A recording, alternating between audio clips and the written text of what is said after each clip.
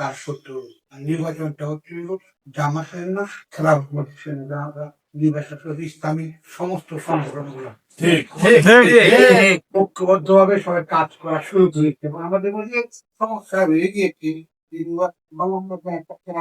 হওয়ার পথে এখন হয়তো হয়ে গেছে। এখন বিএনপি তারা তাদের বিভিন্ন ধরনের উদ্যোগ নিচ্ছে এবং মুসলিম নির্বাচনটাকে কিভাবে তাদের পক্ষে নেওয়া যায় যেমন যে সমস্ত কৌশল করা দরকার ওগুলা তারা করে যাচ্ছে।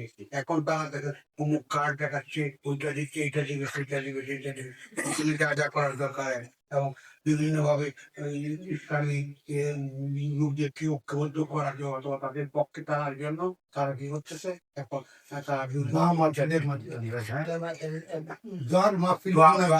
মাধ্যমে তারা লোকদেরকে ঐক্যবদ্ধ করার চেষ্টা করছে। তো এইভাবে যে তারা ঐক্যবদ্ধ করে কিছু করতে হবে এটা আমি বিশ্বাস করি না। যতই তারা ফোন দেওয়া করে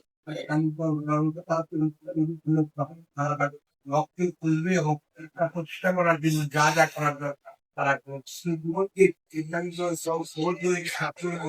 এটা আমরা প্রতিফলন দেখতে পাচ্ছি।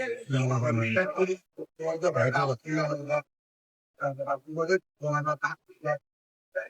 ভাই আমাদের এটা কোনোদিন পারতো না।